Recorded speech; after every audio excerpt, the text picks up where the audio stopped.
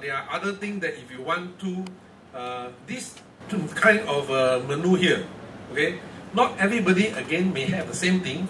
All this menu can be personalized. If you want to open up more items, and add it to the menu, you have it. Some people don't want it to be too complicated. They just want something simple. And you can remove this from the menu item. Okay, as simple as you go to the screen, okay, right click, customization, select which one you want and which one you don't want. Okay, those that you want, you select which one you don't want, you just remove them. Okay, and you come back to this. Okay, again the menu, you can move it to the left, move it to the right, move it to the bottom. It's up to you. There are other things like, for example, the code screen.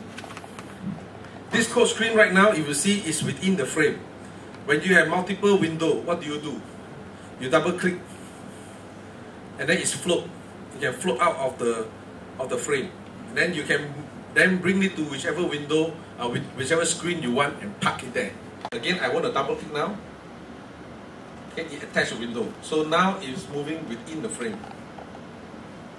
Most of the concepts are similar. Double click, float the window, double click, attach a window. So you can design your own layout, you can put it whichever way you like them to be. Okay? Now, we have attached here the trend line. For people who do not know what this trend line means, there is actually 10 last done trade on the screen. The 10 last done trade counting from the right to the left. Every trade that is added to the market is added to the right. Okay? If you see white on the first box, it means to say last done, no change in price. You see green, last done, price match up. Red, last done, price match down. Many red, price match down, down, down. Clear?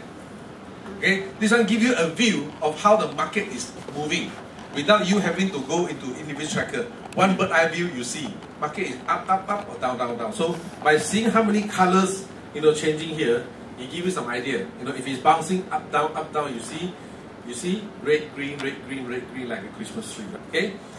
If you find that the window, the column here is too narrow, that is because it's auto size.